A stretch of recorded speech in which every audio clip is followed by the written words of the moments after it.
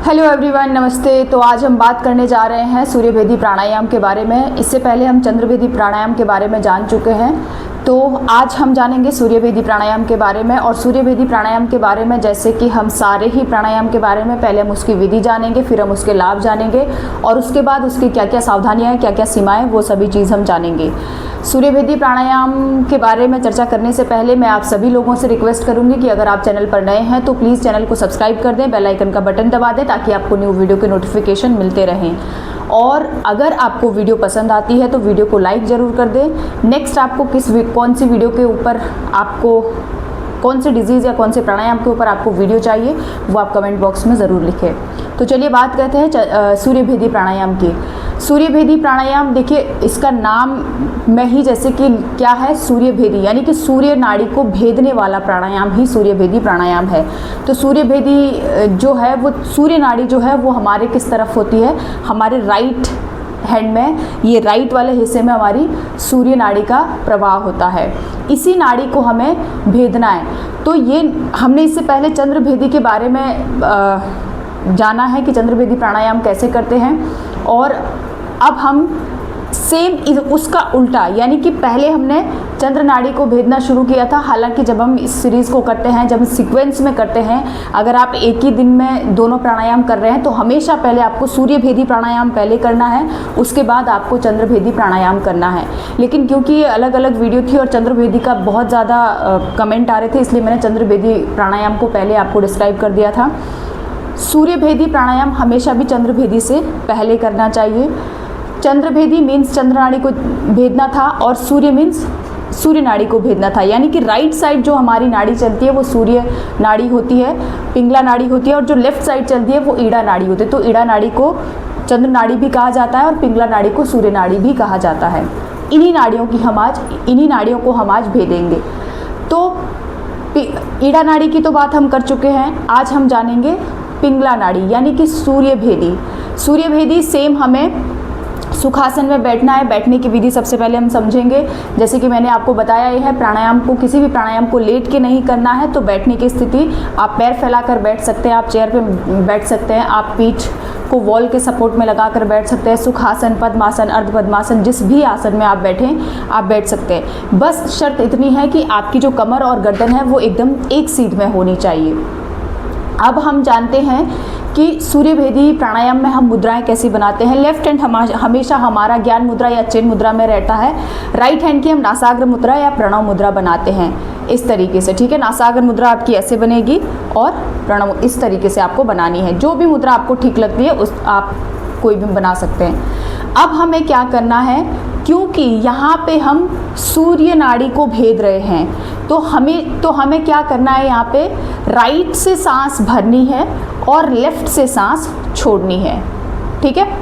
अगर आप बिगिनर हैं बिल्कुल, तो आप स्टार्ट कैसे करेंगे, पहले आप फर्स्ट चरण में हमें क्या करना है, राइट से ही सांस लेनी है, राइट से ही छोड़नी है, राइट से ही सांस लेनी है, राइट से ही छोड़नी है। ये एक्चुअल में ये सूर्यभेदी नहीं है। सूर्यभेदी क्या है, राइट से सांस भरी, फिर आपको कुंभक लगाना है, फिर वापस आए, फिर लेफ्ट से सांस छोड़ी, ठीक है। फिर से राइट से सांस भरी, फिर कुंभक लगाया, फिर वापस आए, फिर लेफ्ट से सांस छोड़ी, ठीक है। लेकिन क्योंकि हम बिगिनर हैं, हमें शुरू ही करना है, तो हम इसको 3 चरणों में बांटते हैं। कैसे, पहले चरण में हम सिर्फ राइट से सांस भरेंगे और राइट से छोड़ेंगे। दूसरे चरण में हम क्या करेंगे, जब हमने 10-12 दिन ये कर लिया, राइट से सांस ली, राइट से छोड़ी, उसके बाद हमें नेक्स्ट चरण में जाना है, राइट से सांस भरी और लेफ्ट से छोड़ी, कुंभक नहीं लगा रहे हैं। सेकेंड में हम क्या कर रहे हैं, कुंभक नहीं लगा रहे हैं, राइट से सांस भरी और लेफ्ट से छोड़ी, राइट से सांस भरी और लेफ्ट से छोड़ी।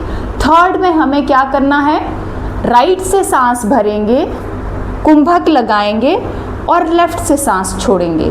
फिर से राइट से सांस भरेंगे, कुंभक लगाएंगे और लेफ्ट से सांस छोड़ेंगे, ठीक है। चलिए तो एक बार करके देखते हैं कैसे। मैं सीधा तीसरा चरण आपको करके दिखा रही हूँ। पहले में क्या करना है आपको, राइट से सांस ली, राइट से छोड़ी। ये क्लिनजिंग मीन्स आप अपनी राइट नाड़ी को पूरा क्लियर कर रहे हैं, साफ कर रहे हैं। एक हिसाब से आप ये समझ सकते हैं। आप ये मत समझिए कि ये सूर्य भेदी है कि राइट से ही सांस ली, राइट से ही छोड़ी। ये एक चरण है सिर्फ, ताकि आप सूर्य भेदी प्राणायाम को अच्छे से कर सकें, उस थर्ड चरण तक आप पहुँच सकें। इसलिए मैं स्टेप बाय स्टेप बता रही हूँ, ठीक है। तो फर्स्ट चरण में राइट से सांस ली, राइट से छोड़ी। सेकंड में राइट से सांस भरी और लेफ्ट से छोड़ी। कुंभक नहीं लगा रहे हैं सेकंड में, राइट से सांस भरी, लेफ्ट से छोड़ी। मैं आपको जो करके दिखा रही हूँ वो प्रॉपर सूर्य भेदी प्राणायाम जो होता है वही करके दिखा रही हूँ। लेफ्ट हैंड की ज्ञान मुद्रा बनाएंगे, राइट थंब से राइट नॉस्ट्रिल को बंद करेंगे। सॉरी, हमने ज्ञान मुद्रा बनाई राइट थंब से नहीं, राइट से तो हमें सांस भरनी है, तो हमें अनामिका से अपने लेफ्ट नोस्ट्रिल को बंद करना है। अब राइट से गहरी लंबी सांस भरेंगे, ठीक है। हमेशा हम सांस कहाँ से भरते हैं, लेफ्ट से, लेकिन सूर्य भेदी में हमेशा हम राइट से सांस भरेंगे। जब भी हम सूर्य भेदी का अभ्यास कर रहे हैं तो राइट से एक सांस भरेंगे, राइट को बंद करेंगे, कुंभक लगाएंगे, धीरे से वापस आएंगे और लेफ्ट से सांस छोड़ेंगे, ठीक है। ये आपको जितना भी आप 5 मिनट 10 मिनट जितना भी देर आप कर रहे हैं, 5 मिनट 10 मिनट 15 मिनट के लिए, हमेशा आपको राइट से सांस लेनी है और लेफ्ट से सांस छोड़नी है। कुंभक लगाएंगे और सांस छोड़ेंगे, ठीक है। तो पहले चरण में सिर्फ सांस ली, सांस छोड़ी राइट से ही। दूसरे चरण में राइट से सांस ली, लेफ्ट से छोड़ी। तीसरे चरण में हमें एक्चुअल में जो सूर्य भेदी प्राणायाम है उसका अभ्यास करना है। राइट से सांस भरी, कुंभक लगाया, फिर वापस आए और लेफ्ट से सांस छोड़ी। अब इसमें जो कुंभक का उल्लेख किया गया है वो कहा गया है कि आपको कुंभक तब तक लगाना चाहिए जब तक आप सिर से लेकर पैर तक पसीने से लथपथ ना हो जाए। लेकिन आपको लगता है कि हम लोग इतना अभ्यास कर पाएंगे, वो उन लोगों के लिए जो बहुत बड़े प्रैक्टिशनर है, ठीक है। हम लोगों को जितना आपको फील हो रहा है कि मैं 5 सेकंड 7 सेकंड 10 सेकंड के लिए कुंभक लगा सकती हूँ या लगा सकता हूँ, उतनी देर लगाएं। फिर आपको धीरे से दूसरे नाड़ी से सांस छोड़नी है, चंद्र नाड़ी से सांस छोड़ेंगे। सांस कैसे, तो रेशो मैंने क्या बताया था, 1:3 रेशो इसमें बनेगी। या तो आप क्या रखिए 1:1:1 का रेशो, या फिर क्या रखें 1:2:2 का रेशो। यहाँ पे हमेशा रेशो इसका दुगना होगा, ठीक है। ये जो है ये A है, मतलब आप ये समझिए कि अगर ये 1 है तो ये 2 है, 1:2 का रेशियो होगा। बीच में आपको रेशियो चेंज करना है। इनिशियली 3 रेशियो जो हमारे बनेंगे 1:1:1, ठीक है। फिर आपको लगा कि अब मैंने काफ़ी टाइम से 1:1 का रेशियो फॉलो किया है, अब मैं एक स्टेप आगे बढ़ा सकती हूँ, तो फिर 1:, मतलब यानी कि 5 सेकेंड आपने सांस ली, 10 सेकेंड रोकी और 10 सेकेंड तक ही आपने सांस छोड़ी। फिर अब आपको फिर से लगा कि मैंने ये अभ्यास भी कर लिया है, मैं इसमें भी पारंगत हो गई हूँ, तो आपको क्या करना है, फिर से 5 सेकेंड सांस भरनी है। अब यहाँ पे 15 सेकेंड होल्ड करनी है और 10 सेकेंड तक छोड़नी है। यानी कि क्या हो रहा है, 1:3:2 का रेशो हो रहा है। तो सांस भरना हमेशा, जब हम सांस छोड़ते हैं तो वो दुगनी होती है, किसकी, जब हम सांस ली है। तो यहाँ पे हमेशा 1:2 का रेशो होगा। बीच का रेशो जो हम सांस रोकते हैं उसका रेशो आपके प्रैक्टिस के साथ हमेशा बढ़ता जाता है। इतना आपको ध्यान रखना है। अगर यहाँ पे 7 सेकंड तक सांस ले रहे हैं तो आपको 14 सेकंड तक सांस छोड़नी है। लेकिन कब, जब आप धीरे धीरे प्रैक्टिस को बढ़ाते जाते हैं, इस बात का ध्यान रखना है। आपको फर्स्ट डे ही ऐसे नहीं करना है कि आपने 1:1:1 का रेशो लिया और तुरंत आज ही आपने फिर थोड़ी देर बाद क्या किया 1:4:2 का रेशो आप कर रहे हैं। ऐसे कभी नहीं करना है। सूर्य भेदी प्राणायाम बहुत ही पावरफुल प्राणायाम है। इसको आप स्टेप बाय स्टेप करेंगे तो आपके लिए ये बहुत फ़ायदा देगा।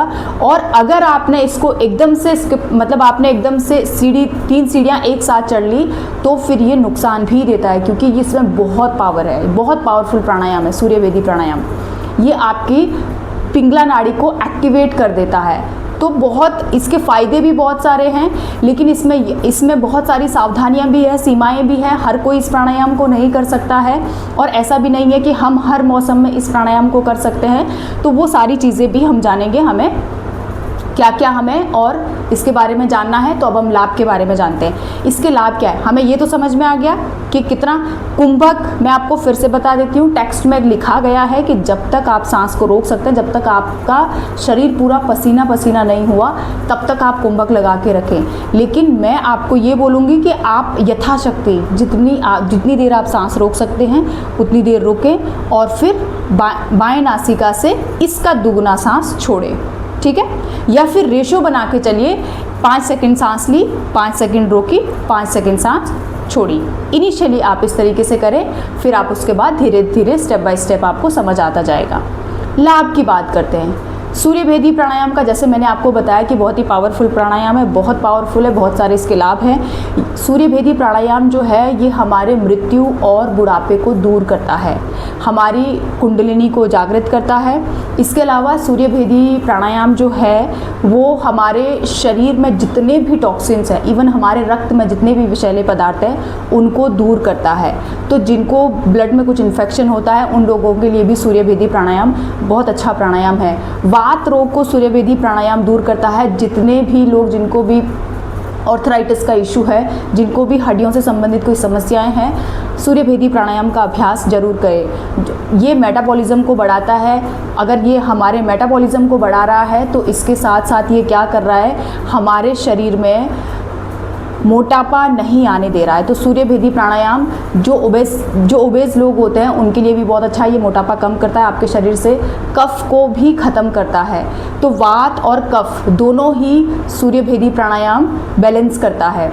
इसके अलावा जिनको पेट से, मतलब किसी की मंदाग्नि हो जाती है ना, हमारे पेट में जो जठराग्नि होती है, किसी की मंद जो पड़ जाती है तो बहुत ज़्यादा जल्दी से डाइजेशन नहीं हो पाता है, पाचन क्रियाएं बहुत देर में होती है, तो उन लोगों के लिए भी ये अभ्यास बहुत अच्छा है। लेकिन इसका अभ्यास अगर आप बहुत देर तक करेंगे तो आपको कब्ज जैसी समस्याएं भी हो सकती है।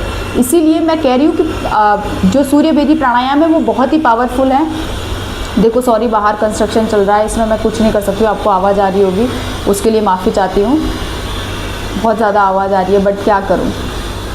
तो ये सारे लाभ हैं। इसके अलावा सूर्यभेदी प्राणायाम जो होता है ये उन लोगों के लिए बहुत अच्छा है जो लोग अंतर्मुखी होते हैं, यानी कि जो लोग डिप्रेशन के मरीज हैं, उन लोगों को जो डिप्रेशन में जा रखे हैं, उन लोगों के लिए सूर्यभेदी प्राणायाम एक दवाई की तरह काम करेगा। ये बहिर्मुखी बनाने का काम करता है।